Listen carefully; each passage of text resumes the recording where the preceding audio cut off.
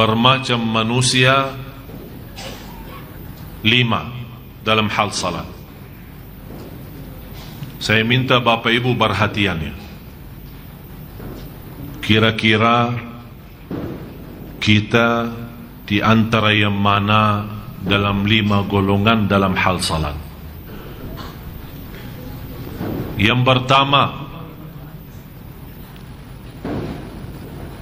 orang salat tapi disiksa oleh Allah.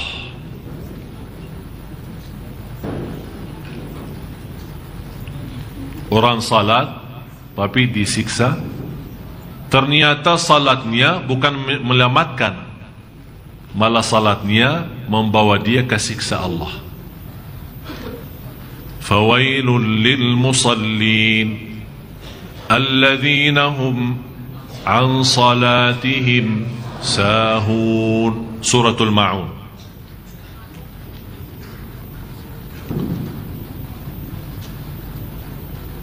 Surah 107 ayat 4 sama 5.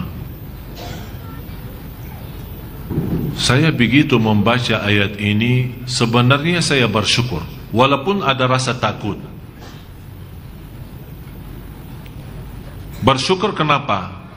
Karena di sini Allah sebutkan alladzina hum an salatihim sahun, bukan fi salatihim sahun.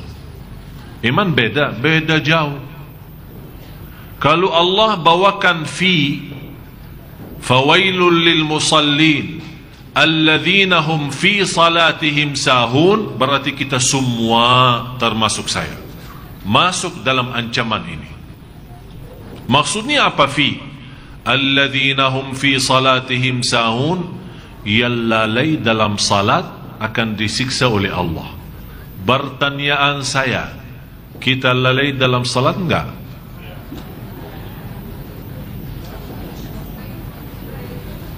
Sering. Ini ibu-ibu bilang sering. Tapi alhamdulillah Allah tidak bawakan fi, karena Allah tahu manusia. Tapi Allah bawakan an salatihim. Abdullah bin Abbas radhiyallahu anhuma menjelaskan tafsirnya ini an. Apa beda an sama fi itu? Ternyata kata beliau, alladzina hum an salatihim sahun adalah salat orang munafik yang suka nunda-nunda salat. Begitu sudah mendekati habis waktu, dia kaget, ya Allah, mau habis waktunya, segera dan cepat ambil wudu dan segera dan cepat selesai salatnya supaya tidak habis waktu. Intinya salat tanpa rasa apa-apa. Allahu Akbar, Assalamualaikum warahmatullahi. Yang dia sadari Allahu Akbar sama salam, di antaranya tidak ada, nol. Dan banyak yang seperti ini. Saya lihat banyak masuk ke masjid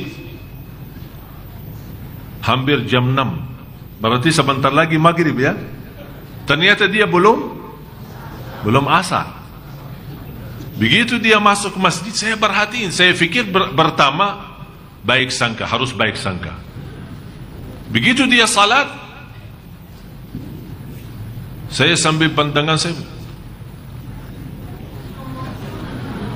ini salat apaan ini? Jangan-jangan lagi olahraga tapi salah tempat. Begitu dia salat, Allahu Akbar, belum lama ya, belum lama sudah ruku', sudah sujud. Begitu dia mau tahiyat pertama, saya fikir tahiyatul masjid, dia bangun lagi salat 2 rakaat. Jadi teruskan 4 baru salam. Tidak lebih dari 2 menit, 4 rakaat. Habis itu dia angkat tangan, dan saya begitu dekatin, saya tegur beliau, maaf, enti berdoa apa? Ya Allah, terimalah salat ana.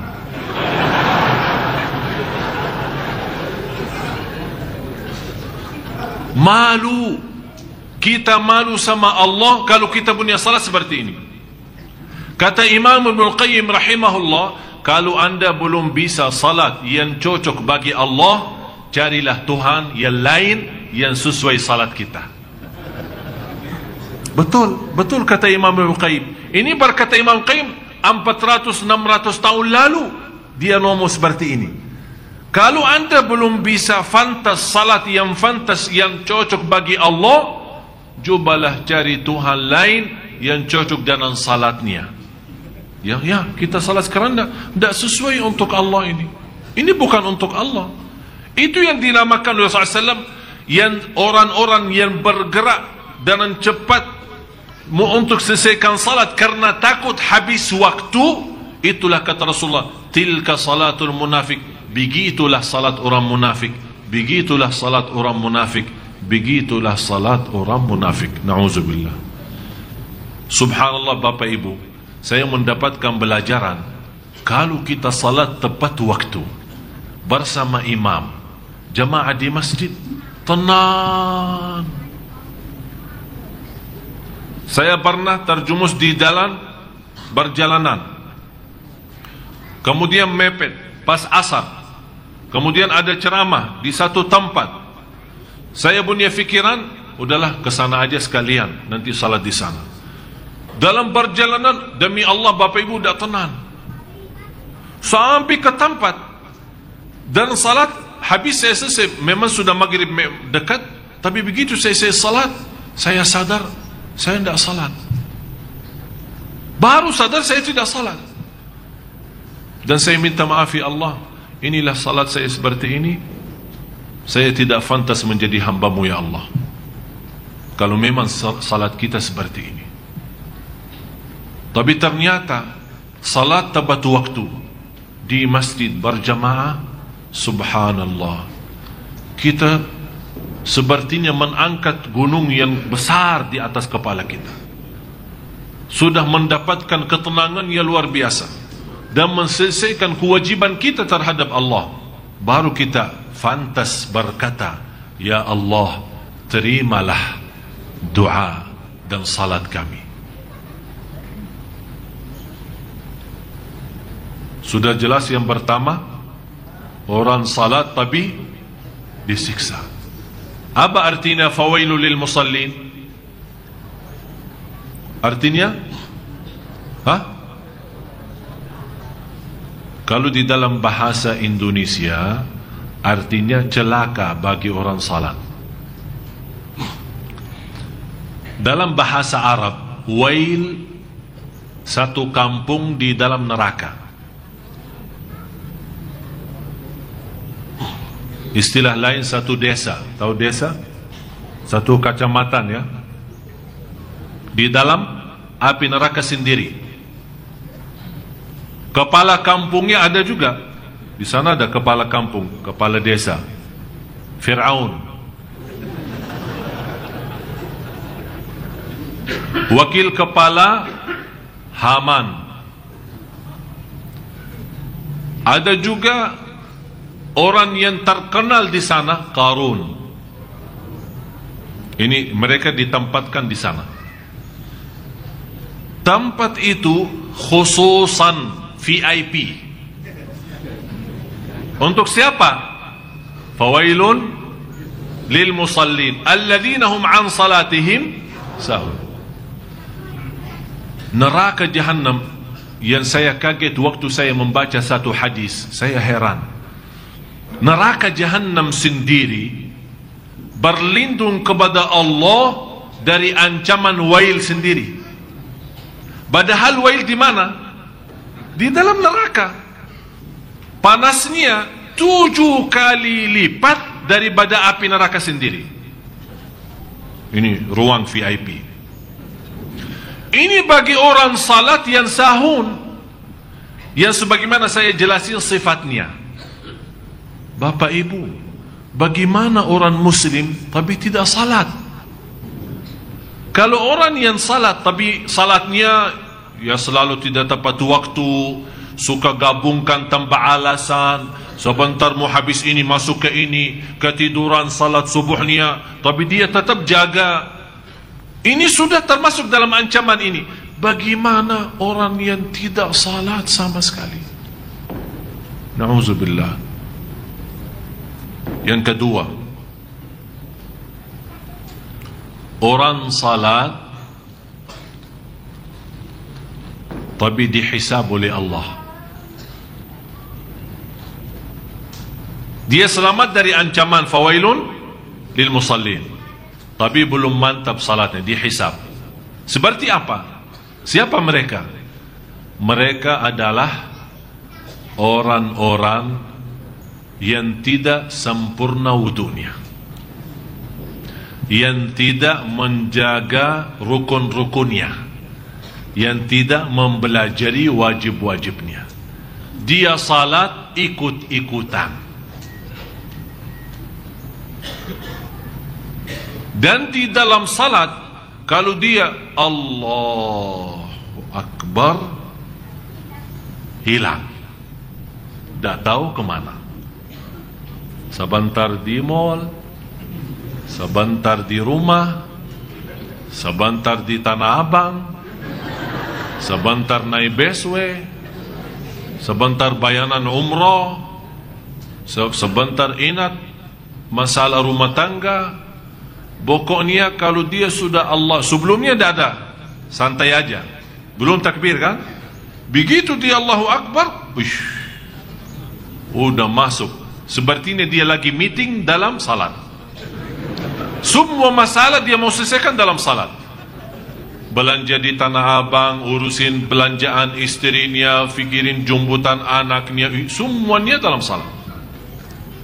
Begitu dia selesai, ditanya, apa yang dibaca imam tadi? Imam ya, sebenarnya saya sudah dengar bacaannya, tapi saya belum Quran hafal. Jadi ayatnya saya Quran, tapi saya tahu itu Quran. Ya memang Quran, masa dia mau baca? Ya jelas dia baca Quran, masa dia mau baca selain Quran? Tidak, maksud saya bertanya, Pak, Anda perhatiin bacaan imam apa? Rakaat, udah begini aja. Rakaat pertama baca apa? Rakaat kedua baca apa? Bisa tahu nggak? Bisa ingat nggak? Satu ayat, satu apa saja. Sebenarnya saya jujur saja Ustaz, saya Quran hafal. Saya sepertinya pernah mendengar ayat ini, pernah, tapi kok hilang gitu. Terus dia tanya kembali, maaf Ustaz, imam baca tadi apa? Saya bilang rakaat pertama qul ya ayyuhal kafirun, rakaat yang kedua qul huwallahu ahad. Masa sih?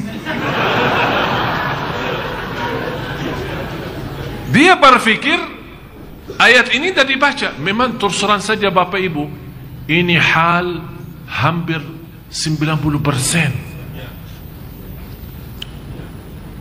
termasuk saya. Saya bicara jujur, kadang masuk salat Allahu Akbar, dah tahu kemana, dah ada rasa sama sekali. Selesai salat, oleh kerana itu berusaha jaga sunnah ba'diyah qabliyah, namanya sunnah rawatib. Mudah-mudahan dengan sunnah qabliyah ba'diyah Allah tutupi kekurangan itu di sunnah, di salat wajib. Pertama Allah hisabkan salat wajib. Begitu malaikat beriksa, ya Allah, ini hambamu memang salat banyak, tapi banyak lubangnya, banyak bocor. Bagaimana ya Allah ini? Kata Allah, coba lihat, beriksa, ada sunnah-sunnah enggak? Diperiksa, duha, qabliyah, ba'diyah, salat malam, tahiyatul masjid, sunnah wudu, taubat, hajat, dan yang lain-lain. Allah perintah malaikat, coba beriksa, ada sunnah-sunnah enggak? Kata malaikat, ada ya Allah, banyak sunnah-sunnahnya. Udah, tutupi aja lubang-lubangnya. Ditutupin semua, jadi salat sempurna, masuk surga. Ada yang lain, Allah tanya, coba beriksa salat sunnahnya. Ya Allah, tidak ada. Berarti salatnya bagi dia apa? Celaka kan? Oleh karena itu Bapak Ibu, kalau anda belum bisa sempurna dalam salat wajib, jangan tinggalin salat sunnah. Banyak salat sunnah, qabliyah, ba'diyah, tahiyatul masjid, sunnah wudu, masuk rumah, keluar rumah. Sebagaimana saya sudah jelasin berkali-kali, sunnah itu berbanyak semaksimal mungkin. Harun al-Rashid, salah satu khalifah, terkenal beliau setiap malam tidak kurang, di luar salat wajib tidak berkurang dari 100 rakaat.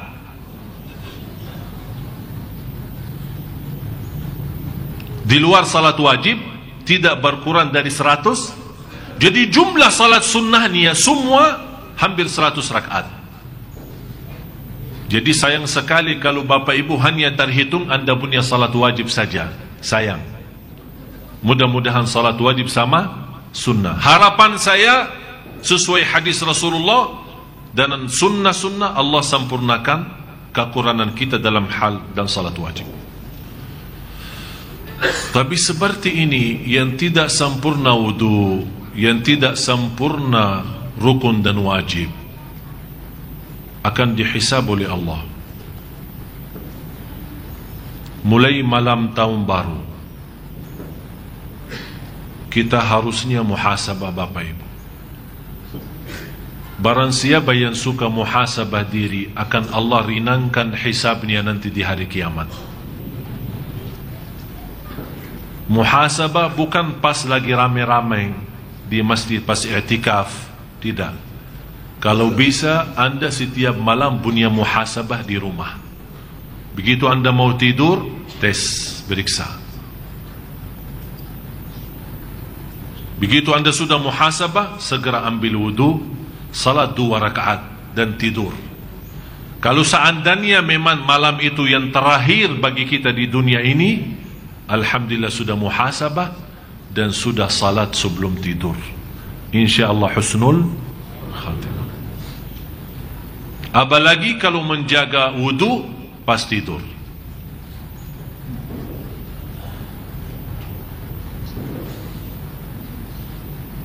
Jadi tolong diperiksa soal salat kita. Yang ketiga, salatnya mampu menghapus dosa. Sekarang Bapak Ibu harus fahami dalam 3-5 golongan ini, tidak semua salat bisa dapat pahala. Harus fahami itu ya. Tidak semua salat Anda bisa dapat pahala. Tidak semua salat Anda bisa mendapatkan ampunan. Tidak semua salat Anda bisa dihisab, dan tidak semua salat Anda bisa disiksa. Jadi semua ada apa? Turutannya, bagaimana sistemnya. Yang disiksa sudah saya jelasin, fawailun lil musallin. Yang dihisab oleh Allah sudah saya gambarkan. Orang yang dia berusaha jaga wudu, tapi begitu dia masuk salat,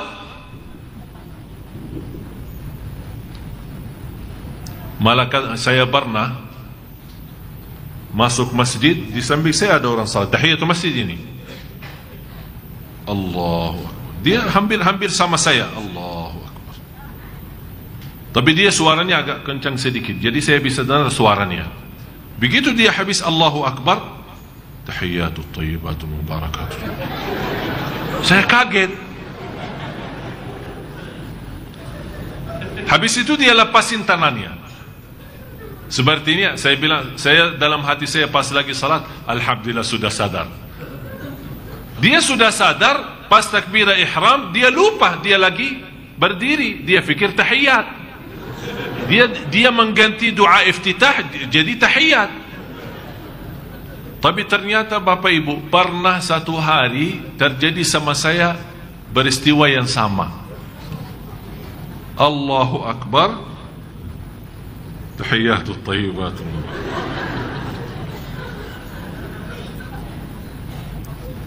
Langsung pas saya ingat, sudah selesai tahiyat, sudah sambil asyhadu an la ilaha illallah wa asyhadu Muhammad rasulullah, baru saya ingat. Kalau orang itu yang tadi ternyata lebih baik, ingat cepatan. Tahiyatut thayyibat sudah baru ingat. Kalau saya sudah selesai tahiyat baru ingat. Ternyata itu juga penaruhnya dosa. Barangkali saya ada salah sama istri saya, jadi begini salat saya begini. Tapi subhanallah, bahagia seorang yang bisa punya salat. Paling tidak ini yang ketiga, lewat salatnya bisa diampuni Allah dosanya. Seperti apa itu? Sempurna wudu'nya, sempurna rukun-rukun dan wajib. Begitu dia masuk salat, dia sibuk dalam salat lawan hawa nafsu dan syaitan. Syaitan waswas dari sebelah kiri, dari sebelah kanan, menggoda bermacam-macam. Sepertinya dia merasa, saya kuntut belum, batal wudu belum. Banyak digoda oleh syaitan, tapi tetap dia berjuangkan. Tetap saya masih wudu, masih jaga wudu. Ini hanya waswas, ini bukan kuntut, bukan suara, bukan bau, bukan apa-apa. Teruskan. Tapi hilang sebentar, datang sebentar. Hilang sebentar, datang sebentar. Dalam perjuangan ini, Allah tidak memberikan pahala salatnya karena belum sempurna, tapi Allah berikan ampunan karena dia berjuang. Berjuang apa? Lawan waswas, lawan syaitan, lawan hawa nafsu, lawan fikiran. Dan salah satu Bapak Ibu yang membantu anda bisa lawan waswas dan fikiran, pertama, saat anda merasa waswas, kerasin suara bacaannya yang cukup untuk didengar oleh telinga sendiri. Anda merasa sekarang waswas ya, merasa hilang salatnya, kemana gitu, langsung anda Bismillahirrahmanirrahim, Alhamdulillahirabbil alamin, Ar-Rahmanir-Rahim. Kerasin suara dan rasakan dalam kalbu. Dan jangan biasakan diri setiap anda rasa waswas tutupi mata. Jangan menjadi hal itu biasa. Nanti lama-lama tidak bisa khusyuk kecuali tutup mata. Dan Rasul melarang kita lagi salat menutupi mata. Yang kedua, yang membantu kita bisa menghadirkan diri kita dalam salat, selain kerasin suara dalam bacaan, ganti-ganti ayat yang kita baca. Jangan qulhu mulu, rakaat pertama qulhu, rakaat kedua qulhu, dan seterusnya qulhu sampai mati. Ini yang membuat kita apa? Tidak merasa nikmatnya salat, karena saat kita baca qulhu sebenarnya bukan kita yang baca, otak bawah sadar yang baca. Karena sering kita baca, otomatis sudah terekam di sini. Akhirnya dia keluar secara otomatis. Sudah faham? Jadi ganti, pas lagi salat anda rasa waswas, rakaat pertama ini ya, habis Al-Fatihah, Yasin wal Qur'anil Hakim, hafal 2 ayat, Allahu Akbar. Di rakaat yang kedua lari kemana gitu, Idza waqa'atil waqi'ah laysa liwaqa'atiha kadhibah, lillahi ma fis samawati wa ma fil ard, wa in tubdu ma fi anfusikum aw tukhfuhu hasib. Bukan dalam satu rakaatnya, tapi maksud saya, usahakan pindah-pindah setiap anda dalam satu rakaat. Misal rakaat pertama baca ayat tertentu, di rakaat yang kedua pindah ke ayat baru lagi yang anda hafal. Jangan hanya sepanjang hidupnya dan sepanjang salatnya qulhu qulhu qulhu, atau 4 qul, qul ya ayyuhal kafirun, qul huwallahu ahad, qul a'udzu birabbil falaq, qul a'udzu birabbin nas. Akhirnya syaitan yang sering goda kita, dia sudah hafal 4 qul ini, sering kita baca. Akhirnya kita harap lewat bacaan bisa syaitan lari. Ana hafal itu, jangan bisa ana lari.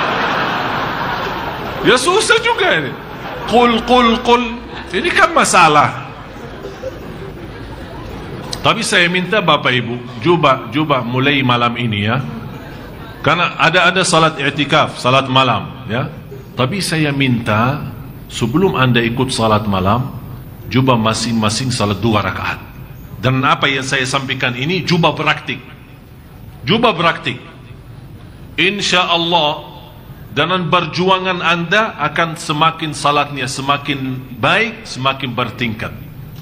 Bapak Ibu, anda jangan harap di satu malam bisa langsung jadi ke martabat yang pertama. Masih kita bahas ya. Ini kita masih, yang saya harapkan sementara ini golongan yang ketiga, lewat salat bisa diampuni Allah. Inna salata tanha anil fahsyai wal munkar. Kalau diampuni Allah, berarti dosa kita sepanjang hari diampuni Allah. Begitu kita salat, diampuni. Tapi yang keempat, oh ini jauh lebih tinggi lagi. Orang salat tapi dapat pahala. Bapak Ibu, kalau artinya semakin naik, semakin tinggi salatnya, berarti dapat pahala, otomatis diampuni juga kan? Semua kan di bawah, apapun yang di bawahnya dapat diampuni Allah Subhanahu wa taala, dimaafkan. Siapa itu yang salat tapi bisa mendapatkan pahala salatnya? Artinya lewat salat dia benar-benar bisa merasakan nikmat salat. Yang sempurna wudu, sempurna rukun, sempurna wajib. Begitu dia masuk salat, punya kekhusyuannya luar biasa.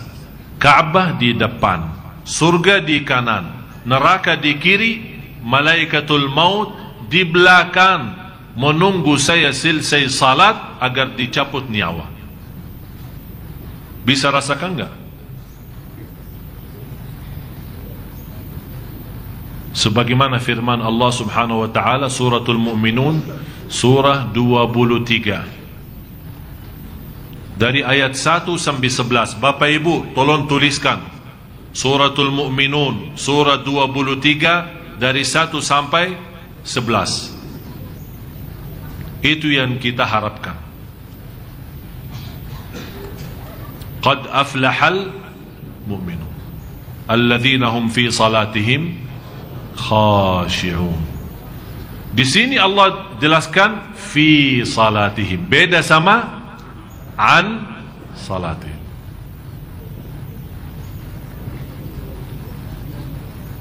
Bapak Ibu, yang tidak bisa di martabat yang keempat ini,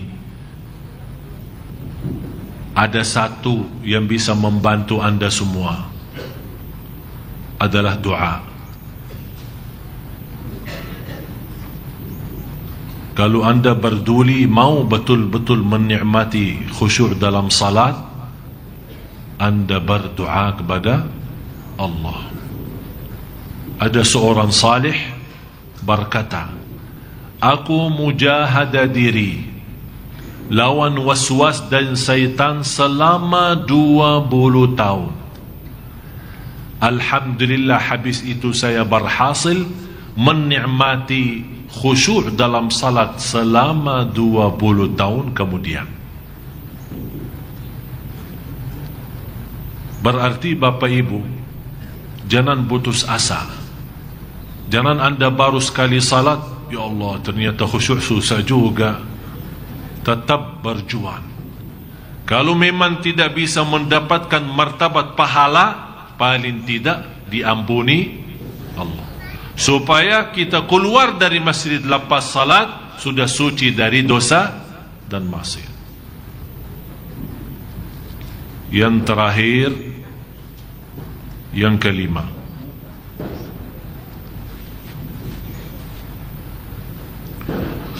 orang salat tapi dengan salatnya dia termasuk orang terdekat kepada Allah.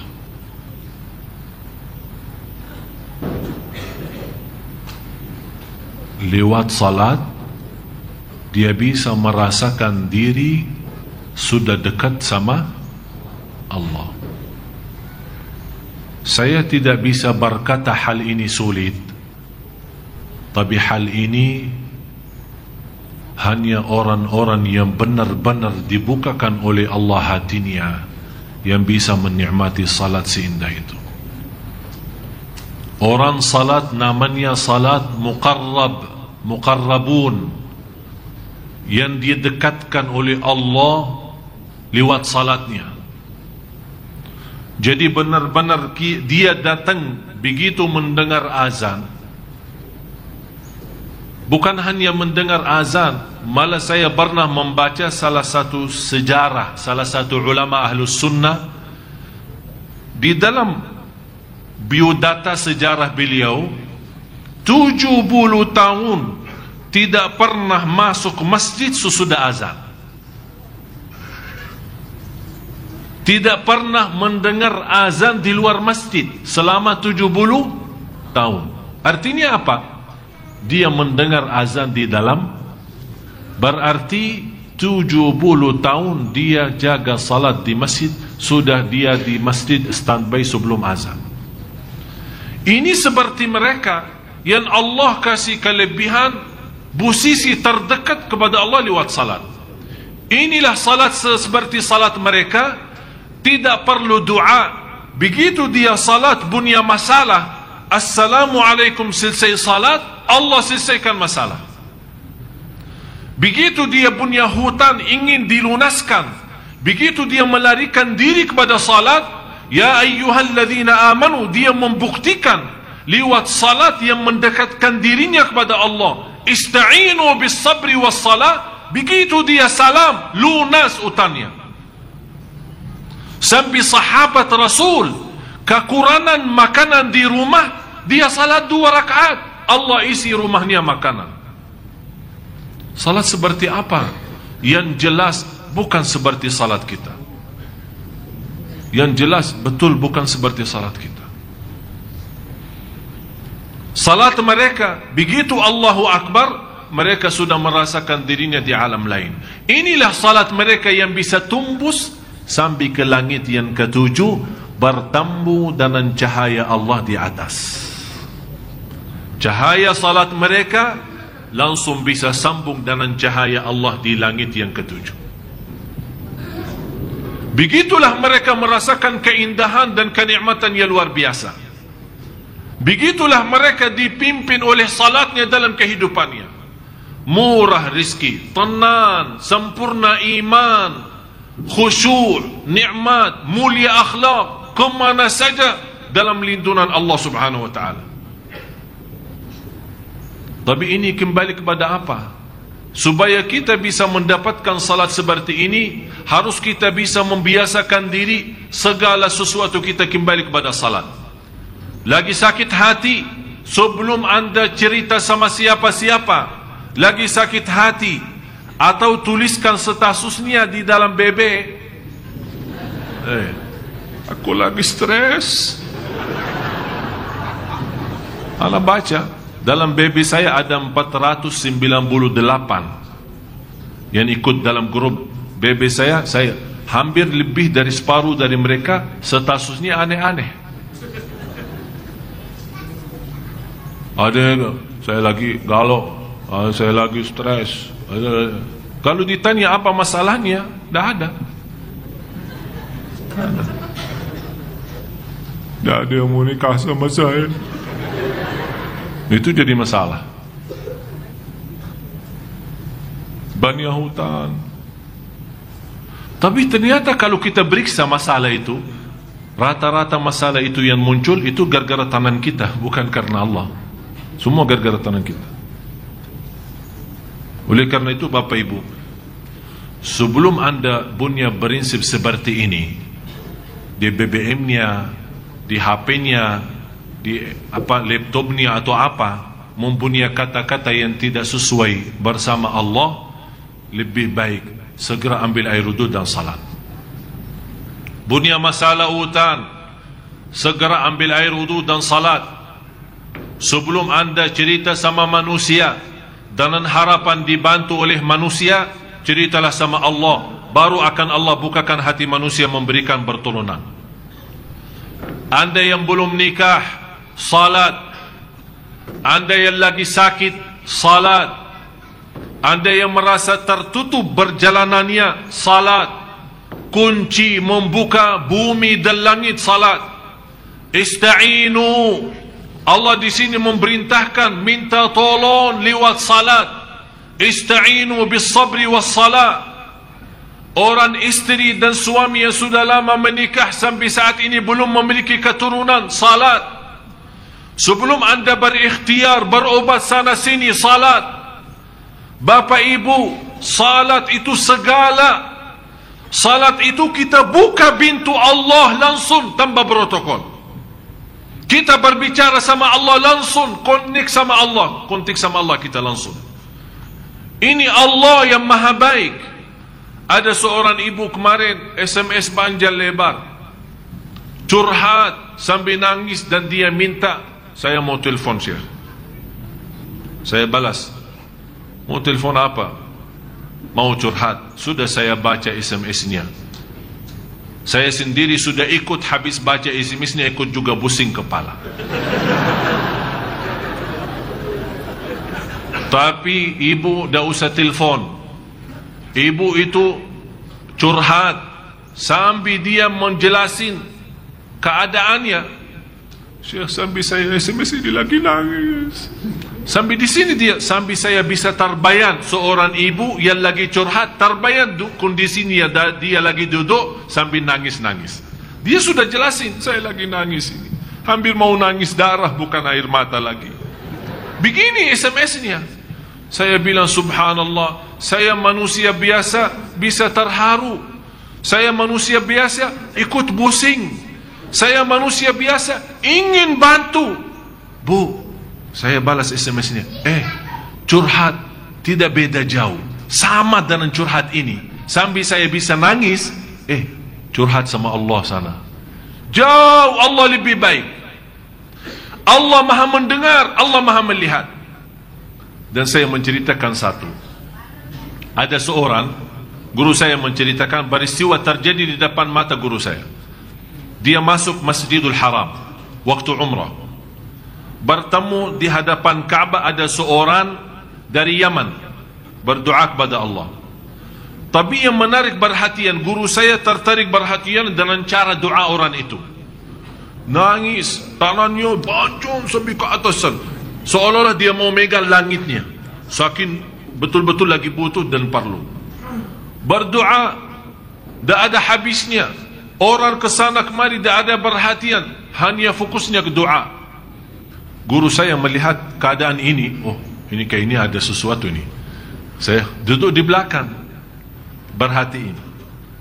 Doa terus sampai sepanjang waktu, tak berhenti-berhenti. Dan nangisnya sampai didengar oleh guru saya doanya orang itu. Ya Allah, saya tidak akan berhenti berdoa dan tidak akan keluar dari Masjidul Haram ini sampai engkau kabulkan. Ini sekarang selesai masalah saya.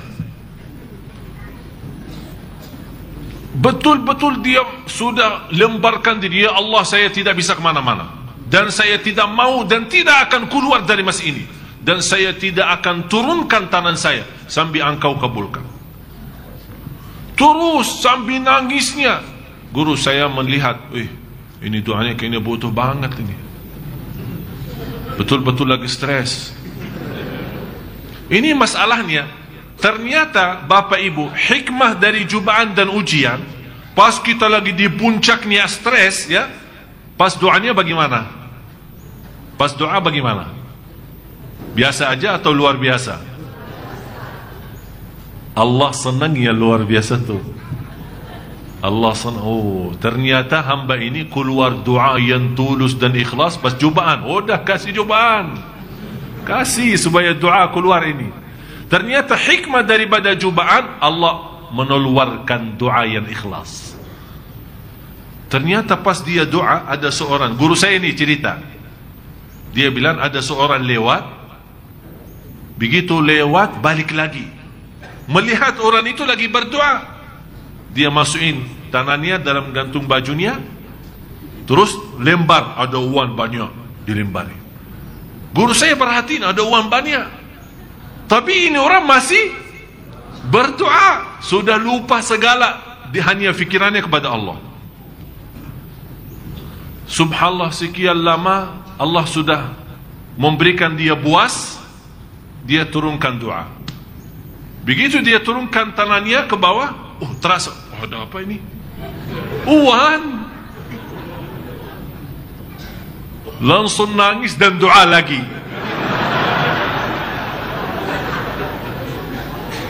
Dia tidak berhenti berdoa sampai ada kedengaran azan. Guru saya perhatiin. Begitu dia bangun, mau bergerak, mau kemana, langsung kata guru saya, ini ada ilmunya ini. Langsung dimegang sama dia. Mau kemana ini? Sini, saya mau belajar sama antum. Ada apa sih? Ada masalah. Terus saya berdoa terus sama. Sudah Allah kasih hajatmu 3 kali lipat. Dikasih 3 kali lipat. Bapak Ibu, demi Allah, tidak ada yang lebih baik sama dari Allah. Cuman kita belum bisa berdoa. Masalah sama kita, bukan masalah sama Allah. Allah memiliki dunia dan segala isinya, semuanya milik Allah. Allah bisa dengan kekuasaannya dan perintah kun fayakun, semuanya manusia datang memberikan pertolongan. Semua manusia dan makhluk akan tuntut untuk membantu kita. Ini Allah. Jamaah sekalian, harus kita sadar, kita berhubungan sama Allah, salat karena Allah, bermunajat kepada Allah, bertawakkul ala Allah. Harus kita tahu Allah maha baik, Allah maha kasih sayang, Allah maha adil. Allah lebih kasih sayang daripada ibu kepada anaknya. Apakah anda terbayang bagaimana rasa kasih sayangnya ibu kepada anak? Terbayang enggak? Tidak akan dia mampu istirahat belum istirahat anaknya. Belum dia mampu tenang kalau belum tenang anaknya. Belum dia bisa merasa kenyang kalau belum kenyang anaknya. Dia belum rasa nyaman kalau belum nyaman anaknya. Begitulah perjuangan ibu untuk anak. Ini semua tanda kasih sayangnya ibu kepada anak.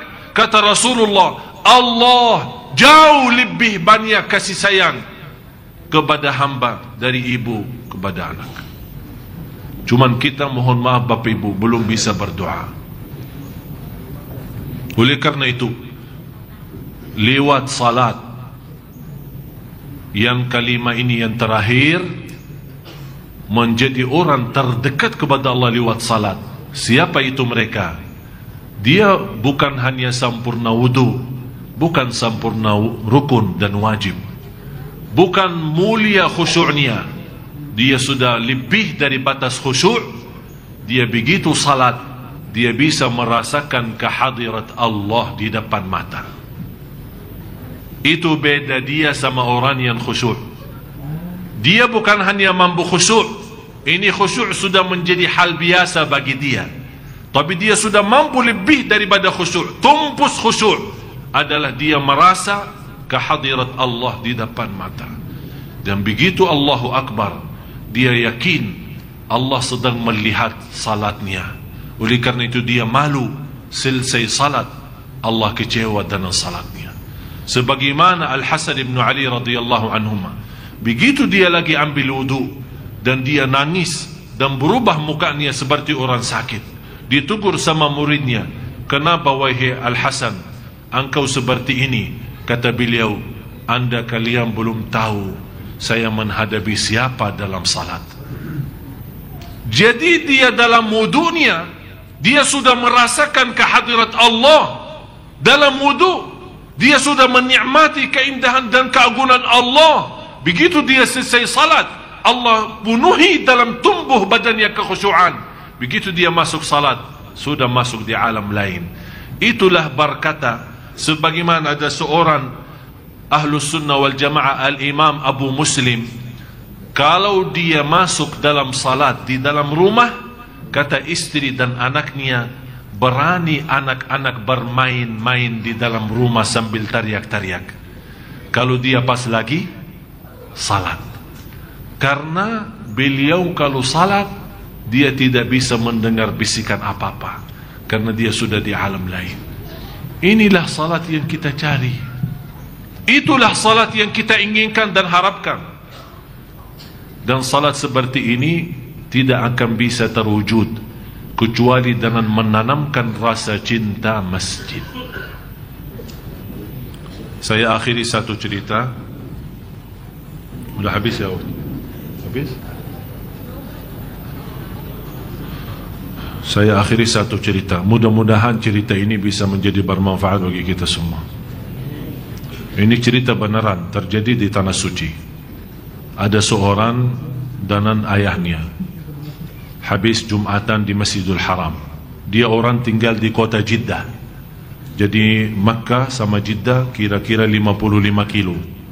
Berarti 55 kilo dari Makkah ke Jeddah tembusnya 30 menit atau 25 menit. Karena beda jalanan ya. Kalau di Jawa 50 kilo bisa 1 hari belum sampai. Ini subhanallah, cerita ini dia membayangkan habis Jumatan di Masjidil Haram, kemudian bawa ayahnya pulang ke kota Jeddah. Di dalam perjalanan masuk waktu asar. Yang menarik perhatian anak itu, ada satu masjid di pinggir jalan hancur. Kelihatan dari jauh hancur, separuhnya hancur. Jadi sepertinya ada tanda, tidak ada orang bagi masjid itu buat salat. Sepertinya bangunan lama lah sudah. Tapi tetap dia mau berhenti di situ dan salat di situ. Tapi ternyata apa yang terjadi? Begitu dia mampir ke situ, ada satu mobil parkir di luar masjid. Dia heran. Dia berkata sama ayahnya, "Kak, masa ada orang salat di sini?" Udah, saya penasaran, saya mau tahu apakah betul ada orang atau cuma mobil aja, tidak ada orang di dalam. Begitu dia mendekati masjid yang hampir separuhnya hancur, terdengar suara Al-Quran. Ada seorang anak muda baca Quran suratul Rahman. Dia berhenti di luar sama ayahnya, menikmati suara yang indah. Tapi begitu habis bacaan Ar-Rahman, anak itu penasaran, mau tahu orang itu siapa dan kenapa dia salat di sini. Kenapa tidak cari masjid-masjid yang sudah siap? Ini masjid sudah hancur. Begitu masuk, ternyata bertemu dengan seorang muda sekali. Umurnya tidak lebih dari 20-23, kurang lebih lah seperti itu. Masih di umur muda. Dan langsung ditegur dengan ucapan Assalamualaikum. Orang ini yang muda yang ada di dalam masjid itu kaget. Sepertinya tidak pernah nyangka ada orang mau datang masuk ke sini karena tempatnya hancur. Langsung dia bilang Waalaikumsalam. Dan orang yang datang dia berkata, "Anda sudah salat asar?" Kata pemuda, "Saya belum." "Udah, sudah masuk waktu, ayo kita sama-sama." Begitu anak muda bangun untuk salat asar, anak muda yang duluan duduk di masjid baca Quran, dia berkata, "Mau salat berjamaah? Ayo sama-sama kita salat berjamaah." Anak baru sama ayahnya kaget. Ini bicara sama siapa ini? Tidak ada orang di masjid. Kok dia bilang salat berjamaah? Sama siapa dia ngomong begitu? Jangan-jangan orang gila ini. Dia seperti ini bayanannya. Udah diam. Begitu ikamat, kemudian salat asar. Ayahnya jadi imam, dia saf sama anak muda itu. Dia perhatiin, karena kata salat berjamaah memberikan gambaran ada orang lain, tapi dia tidak nampak. Akhirnya orang itu merasa sibuk dalam salat. Dia nunggu sama siapa, bicara sama siapa, tapi tidak ada orang selain kita. Begitu selesai salat, ditegur sama orang itu, dan dia bertanya, "Mohon maaf, Anda salatnya, mohon maaf salatnya sepertinya sudah bagus. Tidak kelihatan Anda orang gila. Tapi Anda tadi sebelum salat mengucapkan sebuah kata membuat saya tidak bisa santai dalam salat. Apakah Anda berbicara tapi tidak ada orang lain?" Kata anak muda itu, "Jangan menganggap saya gila dan berbicara dengan batu. Ya memang tidak ada orang lain yang hanya saya berbicara. Saya berbicara dengan masjid ini." Kaget. Kok berbicara dengan masjid? Maksudnya apa? Bentuk masjid kan batu. Bagaimana kamu berbicara sama batu? Kata pemuda, saya ulangi lagi, jangan salah faham. Saya bukan orang gila. Tapi saya begitu datang ke masjid pertama kali, dan saya melihat keadaan masjid seperti ini hancur, dan saya tidak punya kemampuan untuk membangunkan kembali. Tapi saya yakin masjid ini dulu banyak jamaahnya, banyak yang isi salatnya, dan banyak yang baca Quran. Saya merasa sepertinya masjid ini yang hancur, yang sudah tidak diurus lagi, sepertinya merindukan suara takbir, merindukan suara bacaan jamaah, merindukan salat jamaahnya bersama makmum-makmum. Tapi karena sudah lama, oleh karena itu saya sudah bernazar, setiap lewat jalan ini saya akan salat di sini, karena saya ingin, dan rasa cinta saya kepada masjid, saya ingin Allah subhanahu wa ta'ala menghilangkan rasa haus kerinduan masjid ini kepada jamaah. Saya bernazar bukan hanya salat di masjid ini, tapi saya juga menkhatam 1 juz setiap lewat masjid ini. Anak itu heran, dan dia berkata, aku kagum dan bangga terhadapmu, seorang muda tapi begini berlakunya untuk masjid. Akhirnya mereka mau bisa sama-sama pulang. Pas lagi mau keluar, orang itu sama ayahnya ditahan sama anak muda, megang tangannya, dan dia berkata, kamu tahu apa yang aku berdoa setiap saya datang di masjid ini salat? Kata orang itu, apa? Dan ayahnya ikut mendengar. Dia berkata, saya berdoa, ya Allah, sebagaimana saya setiap lewat jalan ini, dan saya berniat untuk mempenuhi rasa kerinduan masjid ini kepada jamaah yang sudah tidak dipakai lagi, dengan bacaan Al-Quran, ya Allah, saya ingin mempenuhi rasa kerinduan masjid ini dengan suara Al-Quran. Ya Allah, aku mohon penuhi rasa rindu ayah dan ibu saya yang sekarang dua-duanya ada di alam kubur. Ternyata Bapak Ibu, perjuangan seorang muda seperti ini menjaga salatnya di masjid yang hancur, niatnya untuk memadamkan dan mempenuhi rasa rinduan masjid ini, supaya Allah subhanahu wa ta'ala menurunkan kasih sayangnya kepada orang tuanya yang telah meninggal dunia. Kira-kira anak seperti ini, pasti inilah perjuangan bapaknya dan ibunya sampai bisa mewujudkan anak saleh seperti ini. Bapak Ibu, kita perlu mendidikkan anak kita semaksimal mungkin, agar besok kalau kita meninggal dunia, masih ada yang tersisa doa dan bacaan anak kita yang akan dikirimkan pas kita meninggal dunia. Itu yang kita harapkan, karena kita tidak ada di antara bapak ibu yang punya jaminan anaknya besok akan mendoakan. Tidak ada di antara bapak ibu yang punya jaminan anaknya besok akan disibuki oleh dunia, akan dilalaikan oleh hawa nafsunya. Kita tidak ada di antara kita bapak ibu yang punya keyakinan anak kita akan menjaga salat di masjid dan akan tidak pernah lupa mendoakan kita. Oleh karena itu, marilah kita sama-sama menanamkan cinta masjid di dalam hati anak kita, menanamkan cinta Al-Quran, supaya besok kalau kita dipanggil oleh Allah duluan, masih ada yang tersisa dengan kasih sayangnya Allah yang diantarkan oleh Allah lewat bacaan anak kita, lewat doa dan salat anak kita. Marilah kita sama-sama dengan masuknya tahun baru 2013, sama-sama memperbaiki diri, sama-sama bertaubatan nasuha, sama-sama menuju ke ridha Allah, sama-sama menuntut ilmu yang terbaik dan memberaktik ilmu dalam kehidupan kita sehari-hari, agar Allah subhanahu wa ta'ala memberkahi sisa kehidupan kita dan mengakhiri hayat kita dengan husnul khatimah. Marilah kita sama-sama berdoa. Bapak ibu yang punya hajat, yang punya masalah, yang punya hutang, yang punya apa saja bersama Allah, inilah kesempatan. Habis majlis ilmu, doa kabul.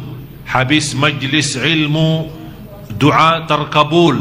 Oleh karena itu, marilah kita sama-sama bukakan hati kita kepada Allah dengan doa yang ikhlas dan tulus, dengan Allah maha mendengar, Allah maha melihat, dengan keyakinan Allah akan mengabulkan dan menijabah doa kita.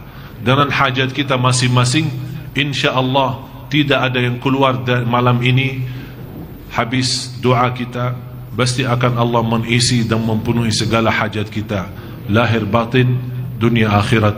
Amin ya rabbal alamin.